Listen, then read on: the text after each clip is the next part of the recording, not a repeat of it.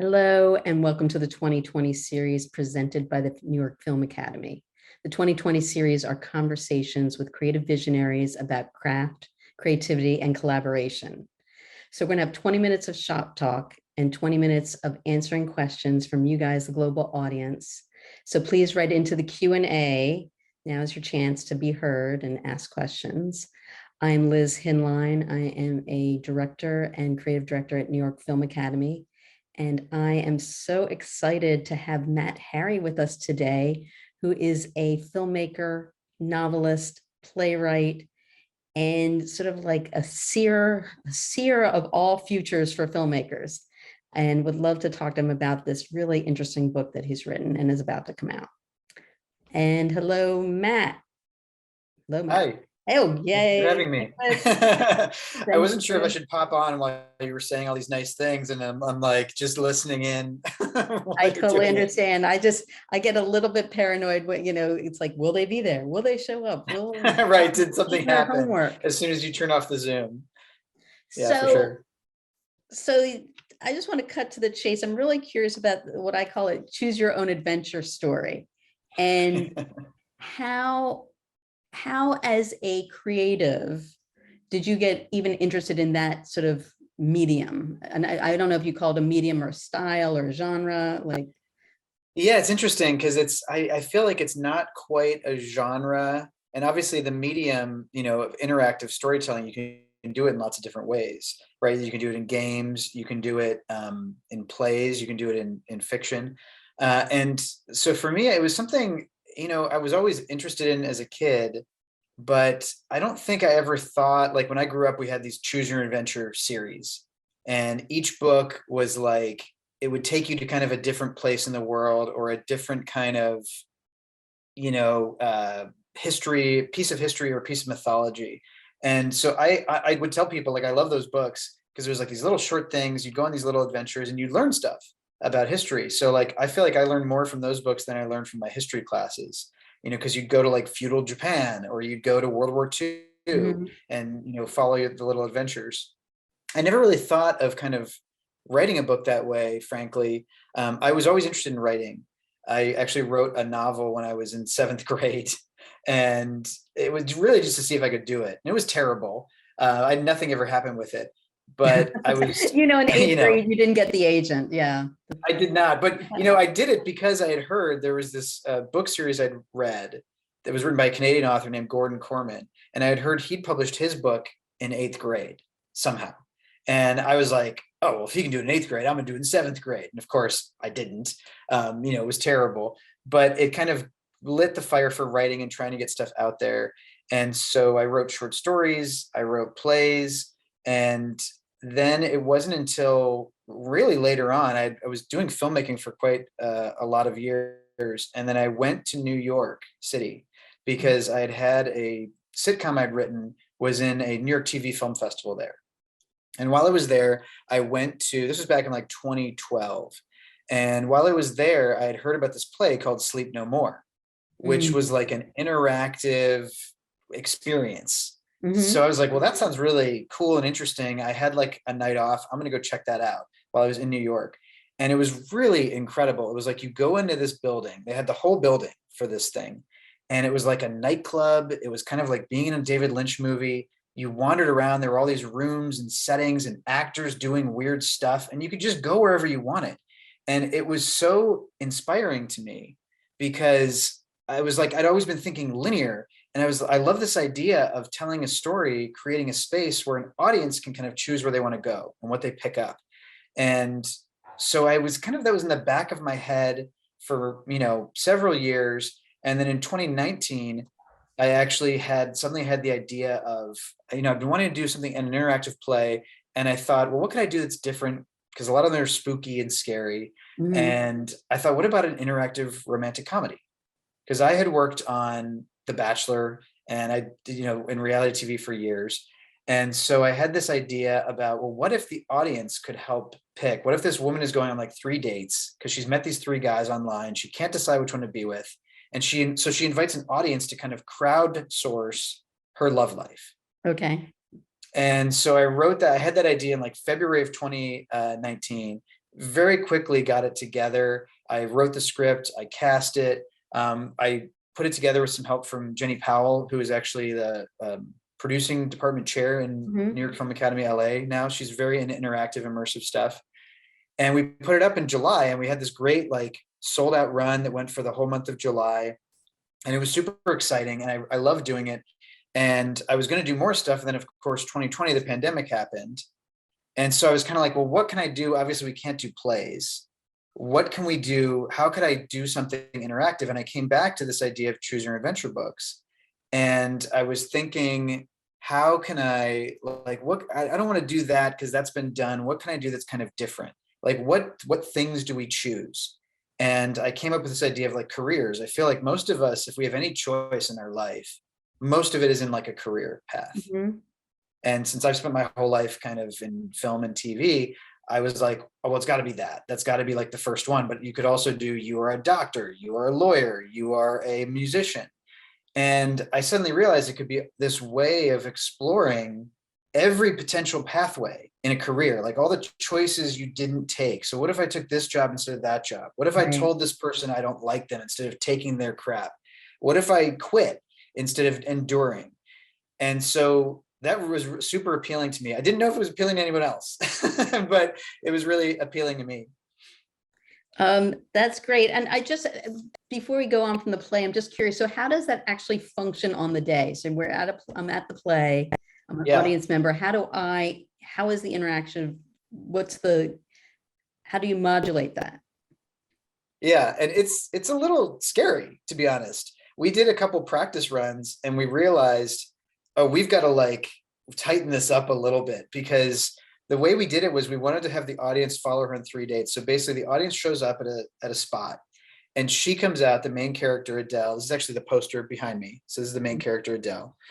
And she makes a presentation. She basically explains, I've got these 3 guys that I met online and they're all great and I really can't decide. And so what I want you guys to do is come with me, pretend you're just hanging out and just kind of watch us on the date and then tell me which guy I should pick.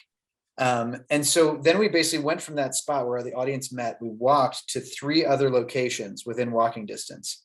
And one was a comic book shop, one was a thrift store, and another one was like actually like a little bake sale that we'd set up. And so at each one, the guys would kind of come and they'd be like, oh, who are all these people? And she's like, oh, there's just like a crowd that's hanging out. Like, it's no big deal. And so they would kind of watch the dates happen. And then we'd walk to the next one. We did find that there was like a tendency for people to kind of wander off and talk to each other a little bit. And so we had to have the main character, Trisha had to kind of pull people back in and be like, hey guys, come on in quick. They're like, everyone sit down. And so it was very like, there was an improv element required. And it was a little scary sometimes because the 3 guys go off and then we had to have them all congregate at the end, like just the timing. I was always in the audience, kind of like frantically, secretly texting the guys like, okay, come back now. Okay, we're down the street, like kind of coordinating it. I'm sure there was probably like a better technological way to do it, but that was the way we figured it out. And thankfully we never had any issues. There was one thing, actually. We were walking down the street. Trisha was in the show. She was walking the people from one location to the next. And someone in a car stopped on the street and said, Trisha, hey, because it was a real road, and it was a friend of hers that recognized her. And she was like, oh, I think you've got me mistaken for somebody else. Sorry. And then went into the thing. And then she had to text her friend afterward, like, I'm so sorry. I was playing a part. Like I couldn't break character. So that was like the closest we came to kind of disaster, but it was really fun and exciting to do because you never, like all theater, you never know what's going to happen. And then the fact that we were outside and in the world made it even more exciting. That sounds really wacky and a lot of production because you had to have all those 3 places. Yeah, and they were working businesses. Right, too. they're working. They could have been having an event, and then you're sort of, Yeah, I mean, they knew we were coming in, so we scheduled it with them that we were like not gonna, interrupt a main event. We had a certain section of the business that we did it, and they were excited because it was kind of like exposure for the business, But yeah, there was some stuff where we'd go in and like people would be like kind of looking at us, but because it's LA, I think people were like, oh, they're just a bunch of something's going on, whatever. Yeah, exactly. Like Who nobody cares? acted weird We're about too it. cool to notice it. Right, exactly. Too cool to notice it. Well, I wanted to, Charlie, let's pull up the PDF if you would, please. I would love to jump to Matt.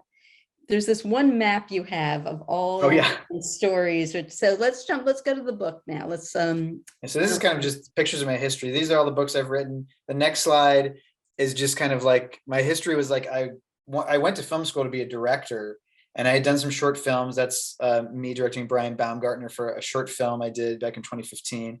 And the next slide is this is just like a sample of all the scripts I wrote over the years.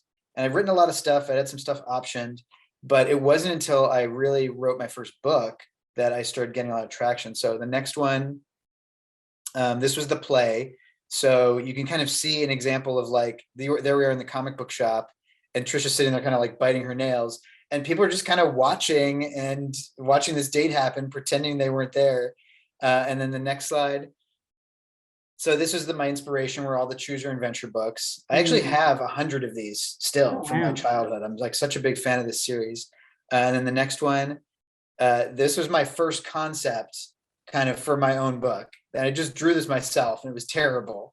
And I realized very early on that, I wanted it to be illustrated, because all the choose your adventure books have these great illustrations for all the endings. And I wanted to do at least 100 endings, because I feel like in the film business, there's at least that many options, right? You can always go all these different ways. So the next one, next slide. Thanks, Charlie. So this is how I started mapping it out. I didn't even know when I first started doing this, how I was going to write such a thing.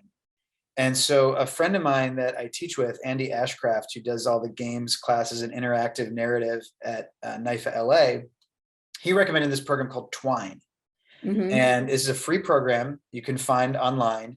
And you can kind of just write in these little windows. And then at the bottom, you can link them to all these different ones. So you can see the little green spaceshipy thing there. That's like the first starting point, is the first day of school. And then the arrows lead off to the different choices. So every time I had a choice, it would kind of lead off back to stuff. And then I could kind of create these loops so that I could bring things back to, like, you can see the orientation one has a bunch of things coming toward it. So you can kind of go down a certain path and then come back to it. And then if you look at the next slide, this is the final map of the entire book. I love this slide. This is bananas. Yeah, this is like if they did an MRI of my brain as I was writing it. This is kind of what it felt like. It's just like this web of crazy interconnectivity. And as I was working on the book, I realized you can kind of see the legend on the bottom, like all the things in black are based on other people's experience. So basically, as I was writing it, it's like, how can I write about all these experiences that I haven't had? And I basically drew on all the history of film that I knew. So people I'd worked with, and I knew their story, or people I'd heard interviews with, and kind of based stuff on that. And then all the gray ones are based on me. Like, these are things that actually happened to me. And then all the white stuff is like stuff that I didn't necessarily know somebody had happened to, but most likely could happen. I wanted it all to be kind of grounded in reality.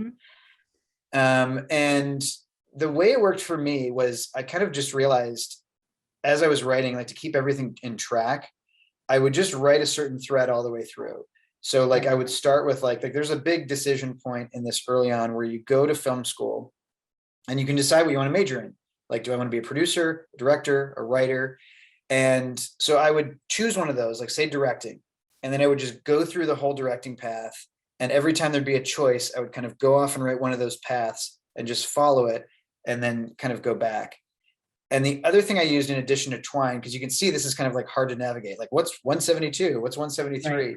Right. I also created an Excel spreadsheet for myself that I kind of kept on the wall, and it would just say like 172, and it would have like a little, almost like a slug line, like this is this choice. This is where you become a TV director. This is where you get shot by a producer. And so that kind of helped me. Those two things kind of helped me keep it in my head. But it was very tricky. And when I sent it to my copy editor, she took a look at it and was like, okay, I need to get on the phone with you. Like, what is this? How do I keep track? And I kind of went over my process with her. She's like, all right, I think I've got it, but this is going to take me twice as long as an ordinary book. Cause she had to go back and make sure that, double check that all the things went to the right stuff. Right. Too, because when you build it in the book, like there's an ebook version where you click on it and it goes immediately to the thing. You don't have to flip to the page. Right.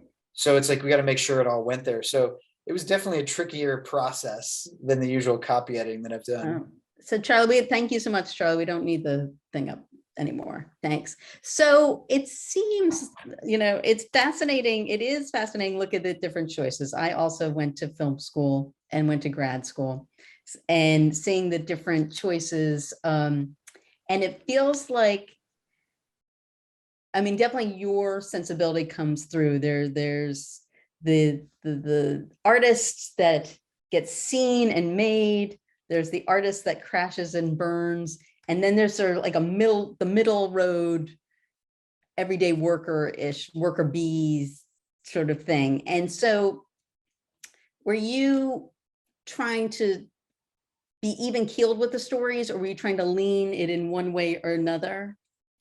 Yeah, that's a great question. I really wanted to, I mean, the nice thing is, I think all of us probably at some point think, oh, I'm going to write a memoir about my time in all my adventures in the film industry or whatever. And I realized, like, well, first of all, I couldn't do that for many years. So I felt like now that I've been doing this, because I graduated, I moved out here in 98. I moved to LA in 1998 to go to film school at USC. And then I graduated in 2001. So I've literally been out of film school for 20 years now. And what's interesting is that when you have that amount of time, you really do see the breadth of experience. Like literally just the 50 people that I entered into film school with, the 50 people in my cohort, within those 50 people, we have people who have won Academy Awards and people who have left the business and are real estate agents. And then, like you said, there's a big middle ground. So that was the other reason I wanted to do like 100 endings, because I really wanted to be true to that experience. And I wanted to also show, I think it's important, I wish I'd known this 20 years ago, is that you can be happy in a lot of different ways in this business. And I think the main thing is that if you really want to do it, like just find a way to keep working. Like for me, that was the great thing about books, is that I spent 10 years kind of writing scripts, sending them out, having meetings, getting close, getting stuff optioned, not getting made. And finally, I was like, I just want something to exist, And ironically, it was like, I wrote this book, Sorcery for Beginners, which you can kind of see behind me. And ironically, that started as a screenplay. And I pitched it to my agent, and he was like, I love that idea, but nobody's going to buy it because it's not based on anything. It's like, if you'd written a book, great, but you didn't write a book. You want to write a script. And I remember I was driving home from the meeting. I was angry. I was like, wow, I'll just write a book then. And I hadn't written a book since 7th grade, basically. So didn't know how to do it. It took a long time. But then eventually I did finish the book. I got it published with this publisher called Inkshares. And then the publisher got it set up and it got purchased. And I was hired to write the pilot to turn it into a TV show, which got me into the Writers Guild. So it was very circuitous, but it was funny how me kind of saying, I'm just going to do something and create something and put it out there kind of made it become real. And I really wanted to show that in this book, because I think we have this dream in our heads as filmmakers that, like, if I'm not, making $100 million movie or winning Academy Awards, like I'm a failure. And I didn't think that was the case. And I don't think it is true. I think there's so many levels of like happiness that I've seen. And so I want to be true to that. And I also wanted to be true to the idea of like kind of karma in a way, that I feel like if you are a quality person and you treat people well and you work hard, that will kind of come around, and the choices that you make will be affected by that, and the projects you work on in your career will be affected by that.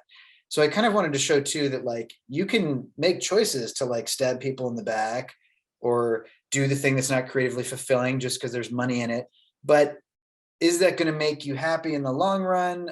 Again, I feel like my experience is probably not. So it's kind of a rose-colored take on it, maybe, because I know that there's a lot of people in the business who are very successful doing all kinds of shady stuff. But I do feel like everyone knows who those people are, Yeah. and they'll work with them, but like nobody really likes it, And where did you get your sort of more insider stories from? In the back room of the back room, or in the edit bay when they are wanting to push drugs or something like that? Well, yeah, that one. So the drugs one, I actually experienced firsthand. One of my very first jobs was I was an assistant editor on this reality project, and the person who was the creator of it, basically the executive producer, would come in every day at 11 o'clock in the morning, and he would go into the lead editor's office, the lead editor's bay, and he would come out about 45 minutes later, and the wall of marijuana smoke would like hit the office, and it was a basement office, so we were all like getting contact highs and stuff. And I was just like, I can't believe this is how this works. Like, you hear those stories and you're just Right. like, I And went here to it the is. lead editor and was like, how do you work the rest of Right. the day like with that? And he's like, dude, I've built up a tolerance, but also it's like I like pretend to inhale like he does. But it was wild to me. And then I'd heard other stories from other people that I incorporate. Like, I listen to a lot of podcasts and interviews. Mhm. I'm fascinated about other people's pathways in the business. And so a lot of that stuff I was just filing away, and was able to kind of draw upon it, you know? Interesting. We have a bunch of questions. I want to jump to a couple of them. Hema, no, this is one I just want to jump to. City asks, are film schools a necessity if we consider today's generation? Yeah, I think it's a great question. And it's one I tried to address on the very first page of the book. I tell people that like this book is kind of the book I wish someone had handed me my last, when I graduated from film school, because I went to film school, I learned everything about how to make a movie. I learned nothing about how to have a career and how to get a Mhm. job, really. So I was just like, I left film school and I was like, oh, what do I do now? And I think one of the things I really believe is that film school is not necessary. I probably shouldn't say that because I teach at New York Film Academy. But I really do feel like you have tons of examples of people who don't go to film school and they make it. Quentin Tarantino, Steven Spielberg went to film school for a couple of years, but left, Mhm. never graduated from Long Beach. So you can point to a lot of examples of it. I think the important thing is having a space to make projects, learn who you are as a filmmaker, and meet people. And for me, I knew myself. I knew if I moved out to Los Angeles and I started working, I was going to be too stressed about making rent. I wasn't going to have time to make movies. So for me, it was basically by going to film school, I basically bought myself 3 years to learn how to make movies and to meet people and make contacts. And I was super glad I did. Like, the people I met at film school, every single job I've gotten in this business, except for one, has come from somebody I met at film school in Wow. some roundabout way. I met my Mhm. wife at film school. We didn't start dating till after film school, but she was in that first cohort, that first day. I wouldn't have met her. I mean, that's another thing that I wrapped my mind around, because I got into USC, but I was also offered a full scholarship to Florida State University at the same time. So my choice was like, I could go to Florida State for free, basically, or I'd go to USC, which is the most expensive film school, but also the #1 rated film school like in the world. Right. And I made my choice. I was like, well, I got to go to LA. I got to be in Hollywood. And so, but I don't think everyone needs to do that. I think if you have a method and a way in your life that you can make movies and edit them and meet people in the business, great. You don't need, and I think nowadays it's easier than ever, right? We all have cameras in our pockets. We all have editing software on our computers. We all have distribution models with YouTube Mhm. and TikTok. I mean, Mhm. there are people on TikTok making great things that get seen by way more people than saw The Northman last weekend, So yeah, I think it's really, you have to think about what works best for you. Would you consider yourself a good strategist? Because it seems like, and even in the choosing of your paths, a lot about film and choosing is strategy. How do I get to here? How do I get there? How do I get to be this type of director or that? Yeah.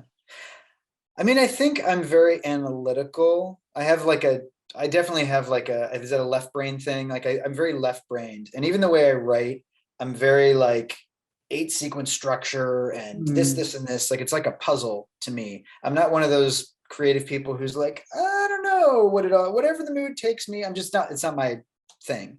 I respect it a lot. Like, I'm a huge fan of like David Lynch, and I just can't believe he's like, oh, I just did it because it came into my head. I'm like, but you never asked why, And or it. how it works.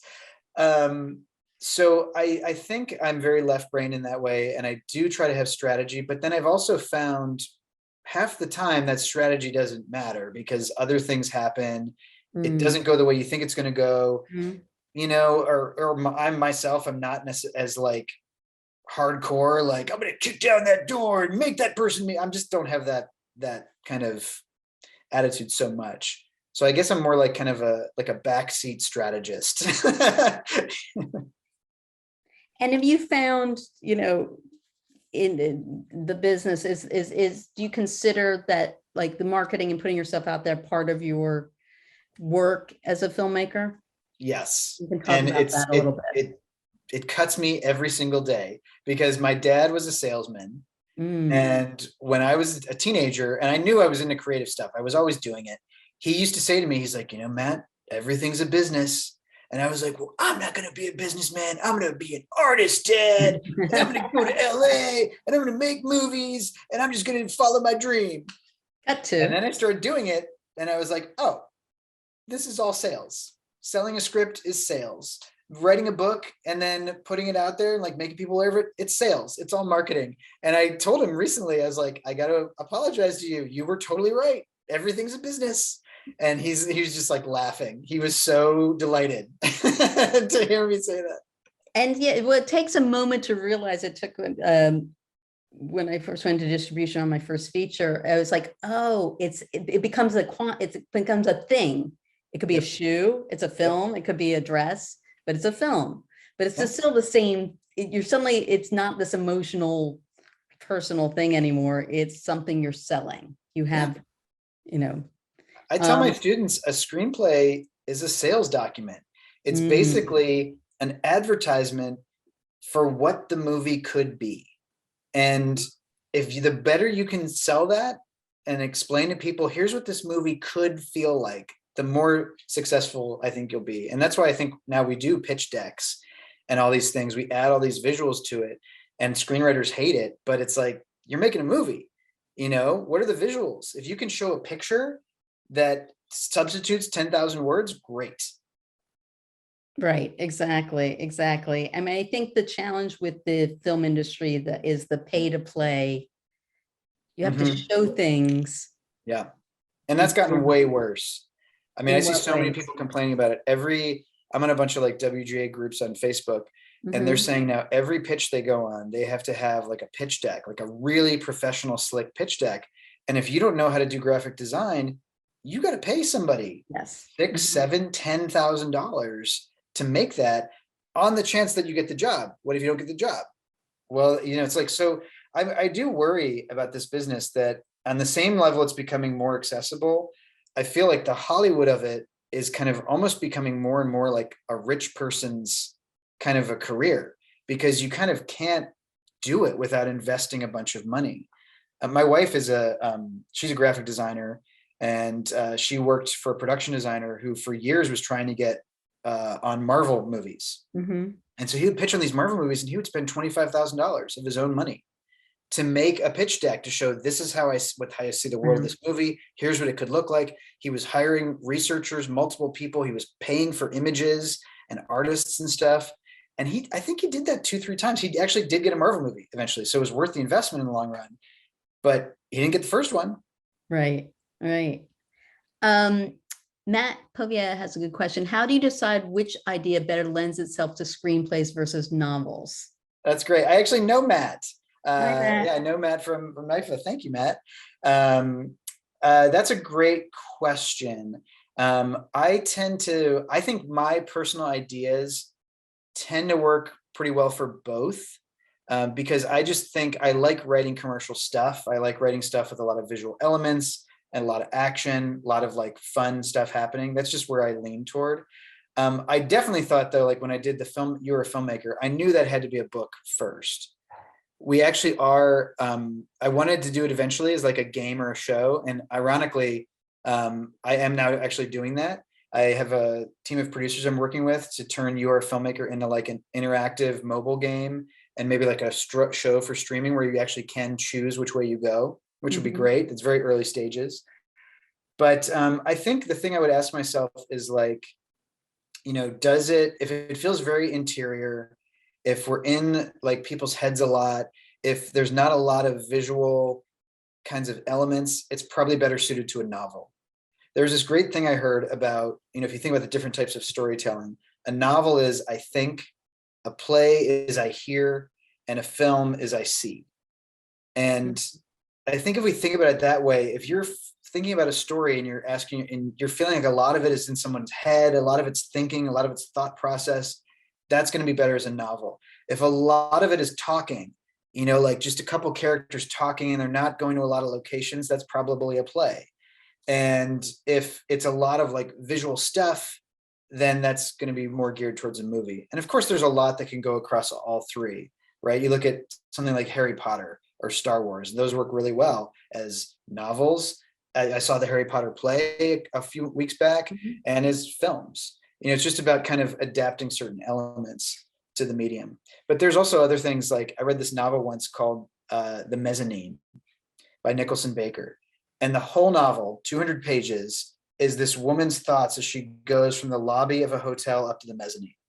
So like, that's not a movie. It's literally just be watching this woman slowly go up an escalator for 2 hours. But as a novel, it's really interesting to read because it's just following the train of her thoughts, and she thinks about the past and the future and all this stuff. So that is cool. Yeah, everybody has screenplay questions for you. that's okay. Taylor asks, do you believe that writing about your real life experiences can help make your writing feel more authentic? Yeah, this is an interesting debate because there's that thing a lot of writers get told, write what you know. And I think that can be kind of confusing sometimes, because if everyone wrote what we know, no one would write about people going to outer space or monsters or vampires or anything. I think what that really means is like, write what you know kind of emotionally. And I do think that is important. Like, I think if you are not emotionally invested in some way in what you're working on and what the underlying message or theme of the movie is, like what it's really about, I don't think it's going to go very well. I've actually done that. The very first screenplay I wrote for money, it was a long, long time ago. My manager got me the job. It was basically a director had an idea for this like gritty crime film, kind of a heist. And she put me up for it, and I pitched the director, and he hired me. And I was super excited. It was my first paid writing job. I got paid $5,000 to write a script. But it just was not, like, the director wanted something really gritty and dark, and I am not gritty and dark. Right. And I didn't quite understand that about myself at the time. I had to go through this experience to realize just every day I was sitting down and doing this, I was not identifying with it emotionally. It was not the kind of thing that was in my brain. And I ended up spending 2 years off and on that script, writing different drafts, trying to make the director happy. Movie never got made. And I came away with it realizing, like, I have to write what I know from the perspective of I have to be emotionally able to like somehow hook into it. If I can't do that, it's just, it's not going to be for me.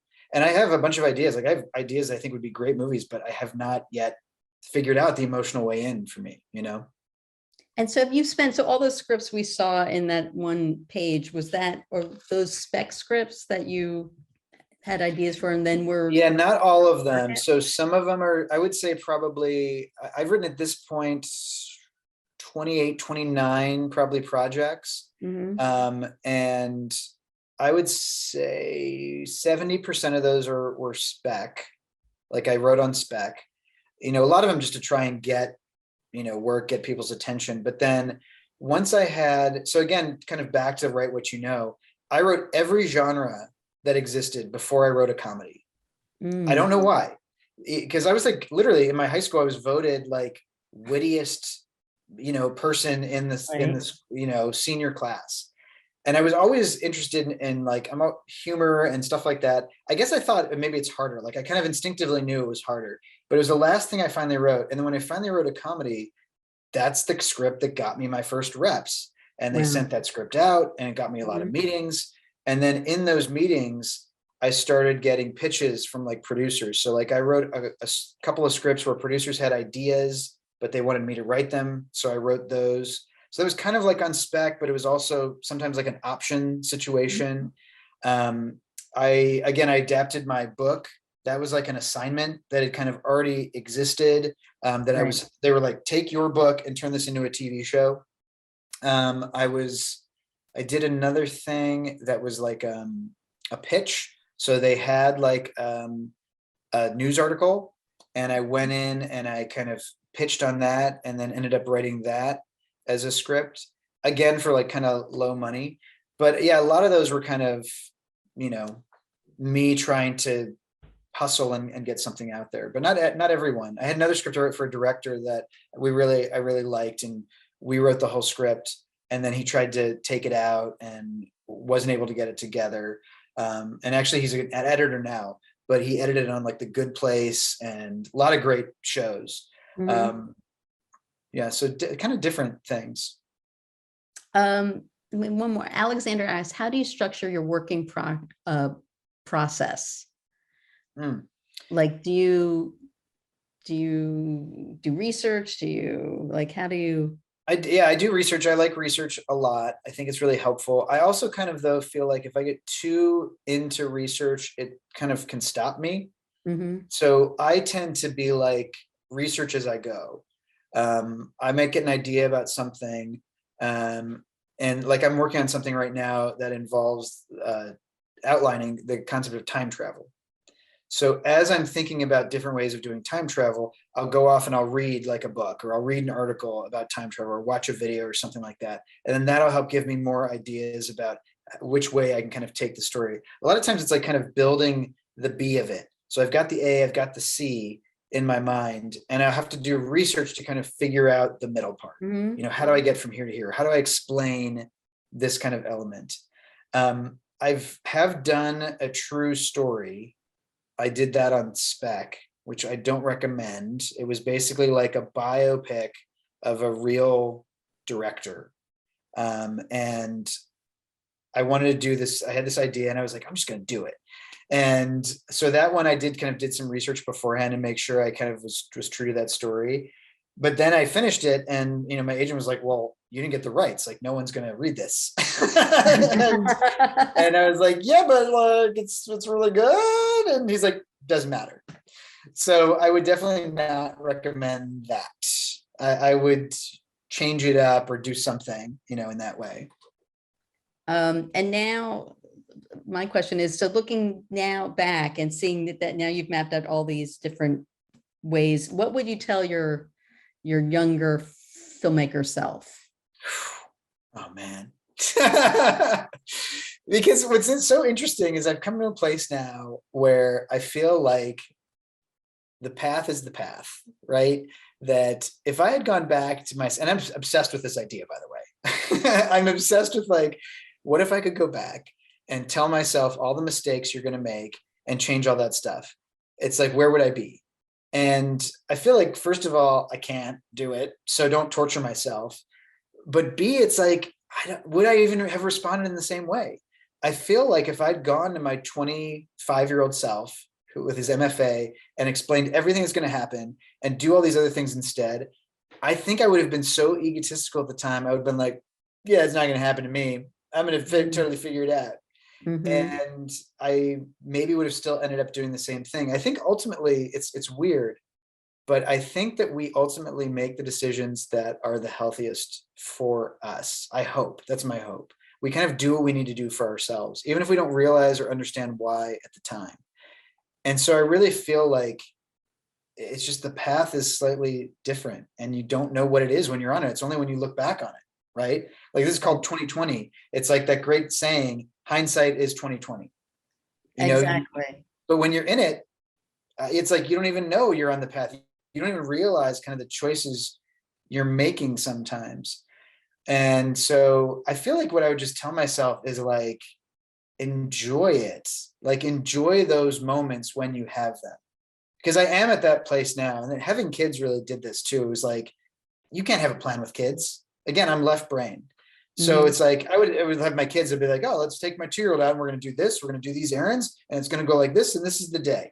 And then no, your 2-year-old's like, I don't want to get in the car. I'm going to have a meltdown if you drive me to the car. I don't want to go in the store. And you have to you could either like fight against that and make both of you frustrated, or you can kind of accept it and be a little bit more zen about it and say like, all right, this is the day. I'm not doing the plan that I thought I was going to do, and it's fine. And so maybe that's what I would share with my 20-year-old self. And again, I probably wouldn't listen. At 20, I'd be like, whatever, old man, you don't know me. Like, I'm going to make it. I'm going to be, the next Tarantino. But I feel like that's the big takeaway, is that you just have to kind of, appreciate where you are. I just heard this yesterday and it resonated with me so much, is that this artist said this, that paradise looks exactly what you have right now, only a little bit better. And I was just like, oh my God, yes. Like, the sun is out, there's clouds in the sky. I can go to a restaurant and eat what I want to eat. I've got, so it's like, yeah. I feel like I just needed to calm down a lot about the career anxiety. 100%. And also, you're in the fishbowl. The LA fishbowl can sort of magnify. Yeah, you drive down Sunset, you see all the billboards, like, everyone's doing something except me. And it's like, no, they're not. And even if they are, so what? They're feeling like, they're freaking out about something else. So like, just enjoy the moment that you're in as much as you can, and make those good choices. Hopefully, my sincere hope is, like, if people read the Filmmaker book, it's like, I hope at least 5% of it is like, when they're faced with their own choice, it gives them a little bit of extra, like, okay, maybe I should do this instead of that, or maybe I shouldn't make this kind of bad choice, because it's probably not going to end well. 100%. Yeah. I mean, there was definitely a lot of great positive messaging through that. And also stick to your artistry. I felt that came through a lot as well. Yeah. That's really my philosophy. Just keep working, keep making stuff, keep putting it out there, try to work with good people. And I feel like eventually things will happen, Exactly. Matt, this has been great. We are at so time. Much. Is there a place like, I don't know, Twitter, Elon Musk? Yeah, for the next week. Until next week, when there's no Twitter. But yeah, is there a place to reach you at that they can follow your work, or Instagram? Yeah, I'm on all the, again, advertising, marketing. I'm on all the social media stuff. I'm on Facebook at Matt Harry Writer, and Twitter, Instagram at Matt Harry MH. And I see, like, I saw we had a bunch of questions here we didn't get to. So if people have questions, feel free to, direct message me on, Instagram and stuff. I'm really, again, I'm happy to help answer questions and stuff, because I feel like I had to really educate myself a lot. And I really want to try and, like, if I can make anything a little bit easier for somebody else by answering a question, I'm happy to do it. That's great. That's really wonderful. Well, thank you. And we're excited for you in the book. Yes. It's on Amazon right now. It comes out in bookstores and everywhere else in June 14th. So people can hopefully pick it up and enjoy it. And yeah, let me know. Wonderful. Great. Thanks so much, Liz. Thank you. Have a great rest of your week. And thank you, New York Film Academy, for sponsoring the 2020. Yeah, thank you so much. Thanks for tuning in, everybody.